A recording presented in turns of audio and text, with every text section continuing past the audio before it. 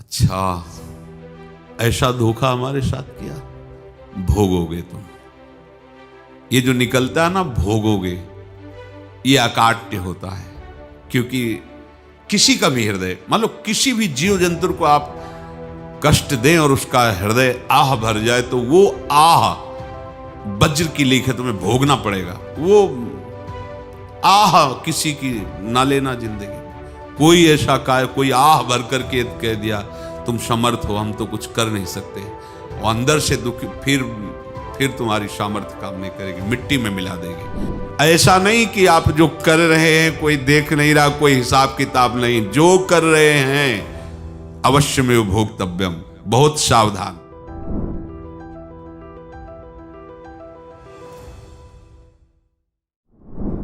जीव स्वयं नित्य निरंतर कर्मों के जाल को रच रहा है और अपने आप को बांध रहा है। आपको मुक्त होना है, बंधना नहीं है। जीव का जन्म कर्मों के अनुबंध से होता है, कर्मों के बंधन से होता है, और उसको अपना ऋण चुकाना होता है। कर्मानुबंध ये बहुत सूक्ष्म विषय है। जैसे आप जिस परिवार में जन्म लिए हैं, तो उस परिवार के लोगों से आपका ऋण है, इसलिए उसी परिवार में आप आए हैं। और ऋणानुबंध, उसको बिना चुकाए या बिना वसूल किए आप वहां से जाएंगे नहीं। आपको लेना है तो वसूल करना है, और देना है तो चुकाना है। ये पूर्व के जन्मों से निश्चित किया गया है। जैसे किसी के यहां पुत्र हुआ, जन्म से ही पैसा खर्चा शुरू हुआ, जो बड़ा हुआ तो उद्दंडता के द्वारा मार पूरे परिवार को क्लेश पर क्लेश देता चला जा रहा है। ये तुम्हारे कर्म का फल है। या ऐसे शक्तिहीन बुद्धिहीन ऐसे पागल पूरे जीवन सेवा करो, तुमसे अपना हिसाब चुकाने के लिए वो आया है। अब परिवार के जो सदस्य जुड़े आके, मतलब पत्नी आते ही पूरी हृदय में आनंद, परिवार में आनंद, और जीवन भर वो आनंद ही सुख देने के लिए उसका जन्म हुआ। वो अपना ऋणानुबंध मुक्त, और आते ही भयंकर क्लेश खड़ा कर दिया, बीच में दीवाल और झगड़ा वैसा, फिर अतरे दिन मारपीट शुरू, कलह अशांति, पूरा जीवन नरक हिसाब करने आए। यहां ऋण चुकाए बिना कोई जा नहीं सकता, ऋण चुकाना पड़ेगा।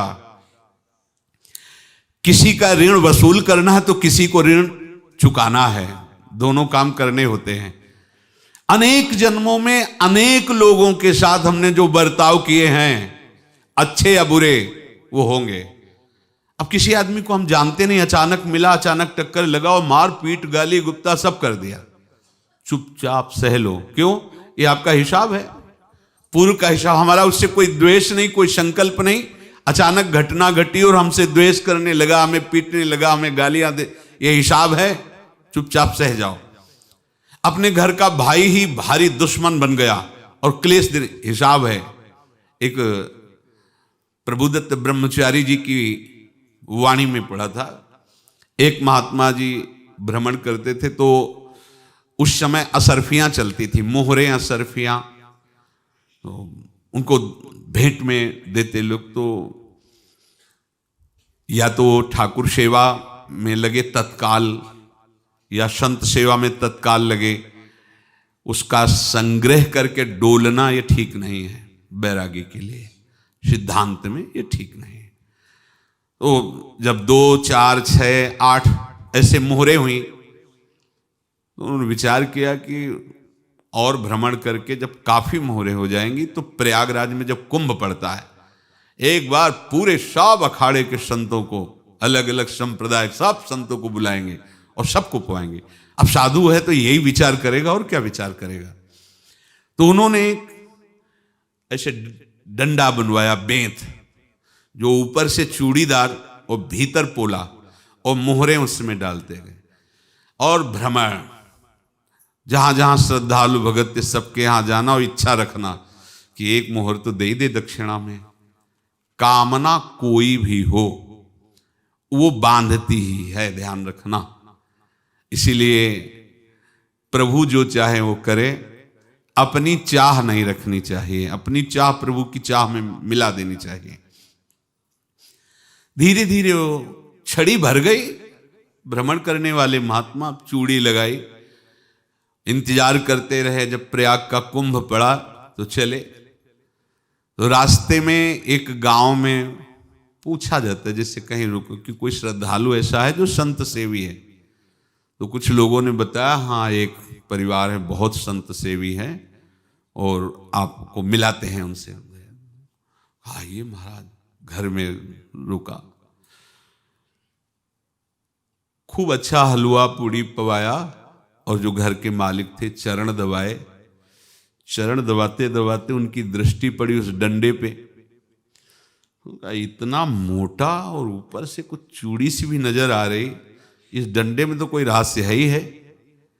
अब महात्मा जी को खवा पिला के सुला दिया। महात्मा जी जब सो गए तो पत्नी से धीरे से कहा, वो डंडा लाओ बाबा जी का डंडा। वो चूड़ीदार जो ही खोला पलटाया तो सैकड़ों मोहरे। ऐसे संत रोज पधारे भगवान, तुम आनंद हो जाए फिर क्या। पत्नी से कहा, नाप के कंकड़ लाओ। वो तो महात्मा जी तो खाए खीर पूड़ी, आराम से सो रहे। रात में पूरी प्लानिंग करके उसमें कंकड़ भर के चूड़ी लगाकर सिराने रख दिया, सारी मोहरें हटा ली। महात्मा जी आराम से छड़ी उठाए तो वजन पक्का। वैसे बड़े लोग चतुर होते हैं, पर ये नहीं जानते कि कर्म कितना भयानक होता है। और उनकी कोई संतान नहीं थी, पर धन में इतना प्रेम उनको था। बहुत सावधान। साधु महात्माओं के पास जो अर्थ है, गृहस्थी अगर आता वहीं से है, पर अगर उसको जोर जबरदस्ती या किसी छल कपट से, तो वो उसका विनाश ही करता है। आज तक का प्रमाण है। अब उनको ये भाव पता नहीं होगा, या पता होगा तो लोभ के कारण वो उसको मान नहीं पाए होंगे। महात्मा जी गए प्रयाग में, किसी अखाड़े पर रुके और वहां प्रार्थना की कि कल जो है संपूर्ण अखाड़ों का निमंत्रण किया जाए और सब संतों को भोग पवाया जाए और उनको दक्षिणा भी दी जाए। महंत ने सोचा कि बहुत बड़ा है तो उत्सव है, क्योंकि प्रयाग में कितने हजारों संत महात्मा सब। तो उनका महाराज बोरों इसमें चीनी और टीनों घी लगेगा, सब व्यवस्था। बोले आप मंगाइए, एक एक हिसाब हम करेंगे, हमारे पास सब व्यवस्था है।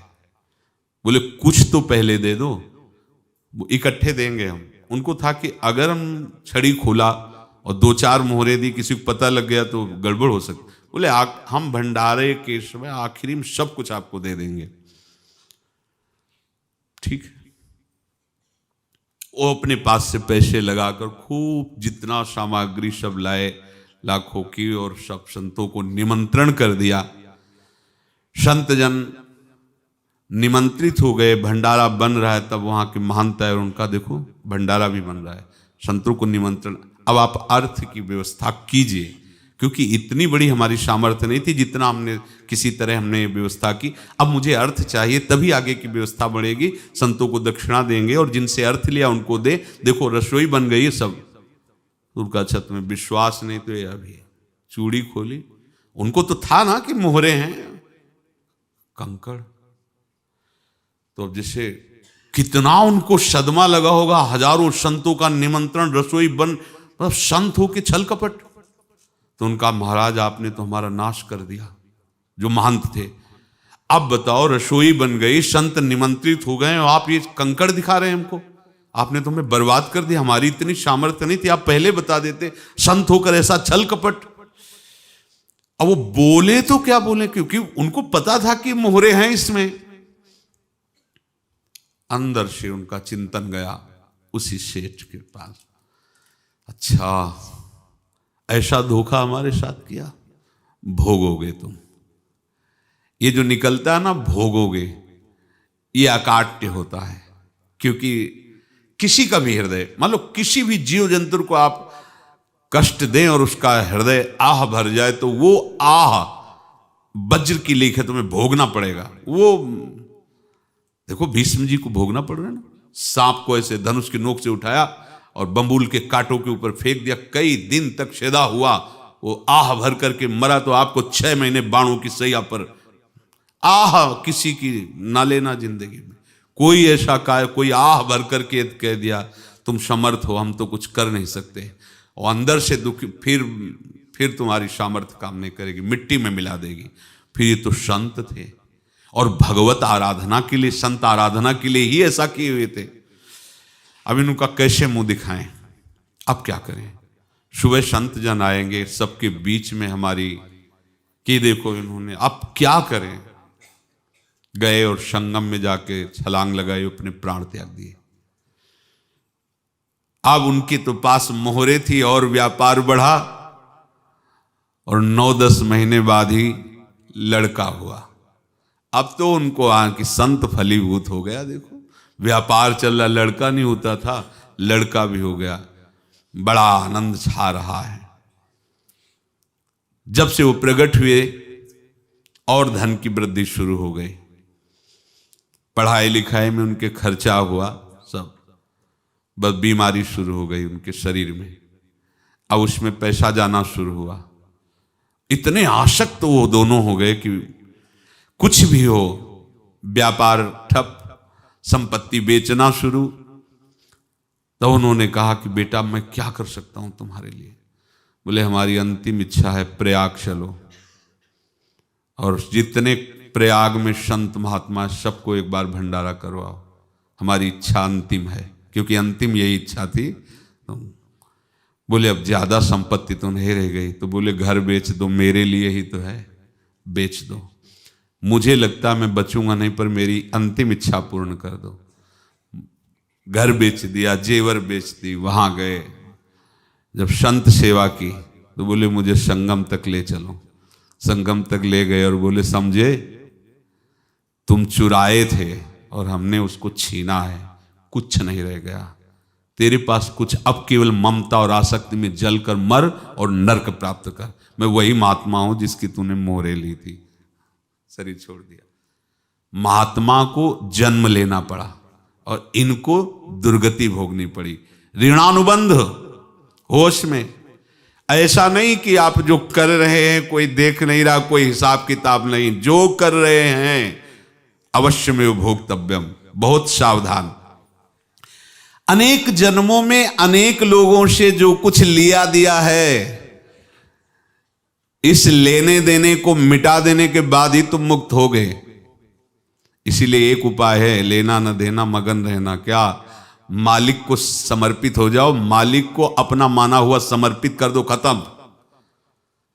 अहम त्वाम स्वरूपापेभ्यो मोक्षयिष्यामि, सब खत्म। आगे पीछे लेना देना सब खत्म। एकादश स्कंद में भगवान श्री कृष्णचंद्र जी ने कहा जो मेरे चरणों का आश्रय लेकर भक्त मेरा भक्ति करता है, उसके पितृ ऋण, मातृ ऋण, देव ऋण, ऋषि ऋण, सब ऋणों से मैं मुक्त कर देता हूं। बस यही एक उपाय है जो इसके बंद करने का उपाय भक्तों के लिए है, वो यही है, भगवान की शरण में होकर अपना माना हुआ पूरा भगवान के अर्पित कर दो। अर्पित करने का तात्पर्य उसमें अहम हटा दो। तो दियम वस्तु गोविंदम तुभ्यमेव समर्पये। जिनसे तुमने सेवा करवाई है उनकी सेवा करनी पड़ेगी, जिनसे तुमने जो कुछ लिया है उनको देना पड़ेगा। ये लेने देने का व्यापार जब तक समाप्त नहीं होगा तब तक तुम्हारा जन्म मरण चलता रहेगा। अब आपको यहां समझना है, यदि आपसे किसी ने पैसे लिए बेईमानी करके नहीं दे रहा है तो आप उसको गाली मत दीजिए, आपने बेईमानी की थी इसलिए आपकी बेईमानी हुई है, ले गया, कोई बात नहीं है, बंधन से मुक्त हुए, जो बोझा था चला गया। उसको ऐसा ना देखे कि ये बेईमान हमारे रुपए मार लिए, अब जो कुछ होगा देखेंगे। अगर आप आगे नया कुछ करते हैं तो फिर आगे का हिसाब आपको भोगना पड़ेगा, ध्यान रखना। ऐसा नहीं है कि आपको भोगना नहीं पड़ेगा। एक ही उपाय है कि अब जो शरीर धारण किए इसी में जो भोग ले, आगे ना होना चाहिए। तो क्या करे? सर्वतो भावेन भगवान की शरण ले ले। ये तो सर्वाणि कर्माणि मयि सन्न्यस्य मत्पराः अनन्येनैव योगेन माम ध्यायन्तु उपासते तेषामहं समुद्धर्ता मृत्यु संसार से। ये बड़ा कठिन है पार होना, कोई छोटी मोटी बात है। एक महात्मा बाल्यावस्था से भजन करते थे, शालिग्राम भगवान पास रखते थे और उन्हीं की आराधना करके बस पाठ नाम जप और भ्रमण करते थे। यौवन अवस्था थी, गंगा जी के किनारे अपने ठाकुर को विराजमान करके स्नान करने के लिए कपड़ा ही उतार रहे थे कि 90 लोग आ गए, भाला तलवार सब ले, मारो मारो इसको मारो, घेर लिया। तो उन्होंने हाथ जोड़कर कहा हमने क्या अपराध किया, कोई सुन ही नहीं रहा। तो उन्होंने कहा मार तो डालोगे ही आप 90 लोग, हम कोई अस्त्र शस्त्र तो लिए नहीं, एक बार हमें गंगा में डुबकी लगा देने दो और अपने ठाकुर को स्नान करा देने दो, फिर इसके बाद आप मार देना। भगवत इच्छा से वो लोग रुक गए, स्नान किया और अंदर से प्रार्थना की, प्रभु ये क्या लीला है आपकी, आपके सिवा मेरा कोई है नहीं और ये मुझे मारना चाहते हैं। तो भगवान ने जानते हो क्या कहा उनके अंतर में, तुम मेरे में ध्यानस्थ हो करके शरीर को छोड़ो, ये लोग मारेंगे, ये मेरे भजन का फल है कि तुम्हें 90 जन्म नहीं लेना पड़ेगा, एक ही जन्म में 90 मिलके, तुमने 90 हिंसा की थी पूर्व में, तो तुम्हें 90 बार जन्म लेना होता और एक एक करके मारते। ये मेरे भजन का प्रताप है कि एक बार में ही 90 का हिसाब हो जाएगा। तुम आंख मूंदो, मेरे ध्यान में मगन रहो, मेरे प्रताप से तुम्हें कोई चोट नहीं होगी और स्वाभाविक मूर्छावस्था में प्राण तुम्हारे छूट जाए। ऐसा ही हुआ, ऐसा हुआ। तो ये बात समझ लो कि ये जो कर्मानुबंध है, ऋणानुबंध है। अब देखो, अगर शाप महात्माओं ने दिया कि तुम्हारे वंश का इससे विनाश होगा, तो भगवान भी परम धाम जा रहे तो उसी कील से, बाण की नोक में जो मछली लील गई थी छोटा कण, उसी से की नोक बनाई और उसी नोक को प्रहार किया, भगवान के श्री चरण में वही बाण की नोक लगी और भगवान ने स्वीकार किया ना। भगवान का बड़ा लीला विचित्र है। अगर छुप करके उधर रामावतार में बात, तो इधर ऐसे स्वीकार किया है भगवान ने। ऐसा कहीं नहीं दिखाया कि मैं भगवान हूं तो मैं अपने लिए, ऐसा नहीं दिखाया। नारद जी का हित किया पर नारद जी ने शाप दिया तो भगवान ने स्वीकार किया। बंदरों ने ही सहायता की, जैसा बोले थे वैसा। ये लीला इस शरीर में भोगनी पड़ेगी। हाँ, ज्यादा को कम में भुगता देंगे, पर अब अगला शरीर ना मिले, इसके लिए सर्वतो भावेन भगवान के आश्रित हो जाए। जैसे आपने दुकान फैला रखी है तो उसमें दो काम होते हैं, लेना और देना। किसी को उधार दिया है तो हमें उससे लेना है, और कोई नगद देकर सामान ले रहा है तो उसे सामान देना है, या उधार लिया है तो हमें उधार देना है। अब अगर दुकान बंद करनी है तो तुम्हें देने वालों पर जोर देना है, लेने वालों पर जोर नहीं। लेने वाला तो जाओ हम क्षमा किया, समर्पित किया, हमारा कोई संबंध नहीं, खत्म हो जाए, वो खुशी हो जाएगा। लेकिन देने वाला तुम अगर दुकान भी उठा दोगे तो जहां भी रहोगे तुम्हारे पास वो आएगा, लाइए हमारा। तो देने पर नजर रखिए, जिसका जिसका हिसाब है वो आपके सामने आता जाए, हटाते जाओ। लेने पर नजर मत रखिए और दुकान फौरन उठा दीजिए, नहीं अगर लेते देते रहे तो चलता रहेगा। आगे चलकर कुछ लेना न देना, मगन रहना बस अपने प्रभु के चिंतन में। अब हम कैसे जाने कि किसको क्या देना है, हमें क्या पता? तो हम पूरा हिसाब जिनको पता है उनको दे देते हैं, समझ रहे हो? उनको पता है क्या लेना है क्या देना है, तो इनके पास पहुंच गए या सरकारी हिसाब से सब बराबर कर देंगे। हमको अपनी जिम्मेवारी इनकी चरणों में समर्पित कर देना है, तभी हम जीवन मुक्त होंगे। ये रहस्य की बात है।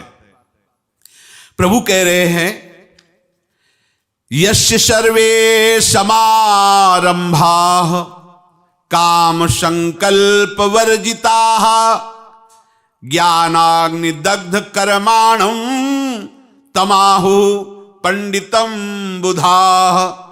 जिसके संपूर्ण कर्मों के आरंभ संकल्प और कामना से रहित हैं, तथा जिसके संपूर्ण कर्म ज्ञान रूपी अग्नि से जल गए हैं, उसको ज्ञानी जन भी पंडित कहते हैं, बुद्धिमान कहते हैं। पूज्य श्री भाई जी महाराज कह रहे हैं, जैसे वहां ज्ञानाग्नि से दग्न कह रहे हैं, तो अपने वृंदावन वासियों का प्रेमाग्नि से सब कर्म संस्कार दग्न होते हैं।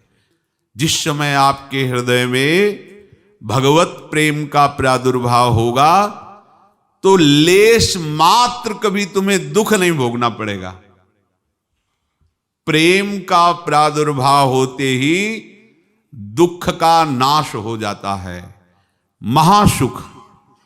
जब प्रेम का प्रादुर्भाव होगा तो समस्त पाप भस्म हो जाते हैं, अशांति नष्ट हो जाती है, संसार ज्वाला स्पर्श भी नहीं कर सकती है। जब भगवत प्रेम का प्रादुर्भाव होता है तो हो सकता है उस उपासक के जीवन में दुखों का पहाड़ टूट पड़े, परिवार खिलाफ, शरीर रोगी, अव्यवस्था, बहुत बहुत कुछ, सब कुछ। कह रहे हैं इतना सब होने पर भी उसके हृदय में कोई भी दुख नहीं होता। ये ऐसा सामर्थ्यशाली भगवत प्रेम है। भगवान के चरणारविंद का जिसके हृदय में प्रेम है, भारी से भारी दुख भी उनको विचलित नहीं कर सकता।